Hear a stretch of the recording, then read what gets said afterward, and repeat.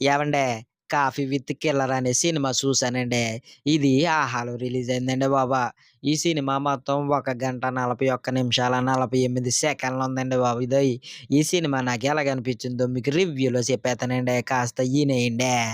ఇంతకి story ఏంటనుకుంటున్నారు? Coffee షాప్‌కి killer వస్తాడండి. ఎందుకొస్తాడనుకుంటున్నారు? ఒక వ్యక్తిని చంపడానికొస్తాడండి బాబు. కిల్లర్ ఆ వ్యక్తిని చంపాడా? లేదా? అనేది మీరు సినిమా చూసి తెలుసుకోండి. ఇందులో కమెడియన్స్ చాలామంది ఉన్నారండి బాబు ఈ సినిమాలోన. ముఖ్యంగా చెప్పాల్సిందేంటంటే ఈ సినిమాలో హీరో, హీరోయిన్స్ లేరండి. అలాగే సినిమా మొత్తం కాఫీ షాప్‌లోనే జరుగుతుందండి బాబు. అందుకే ఈ సినిమాకి 'కాఫీ విత్ కిల్లర్' అని పేరు పెట్టినట్టున్నారు. కామెడీ ఉందా? లేదా? అంటారా? ఇందులో కామెడీ అక్కడక్కడ ఉంటుందండి. అంతగా పేలలేదండి కామెడీయా. సినిమా లాగ్ ఎక్కువైపోయిందండి బాబు. అడల్ట్ కంటెంట్ ఏమన్నా ఉందా అంటారా? అడల్ట్ కంటెంట్ గట్టా ఏమీ లేదండి. అందరూ చూడొచ్చండి ఈ సినిమాన.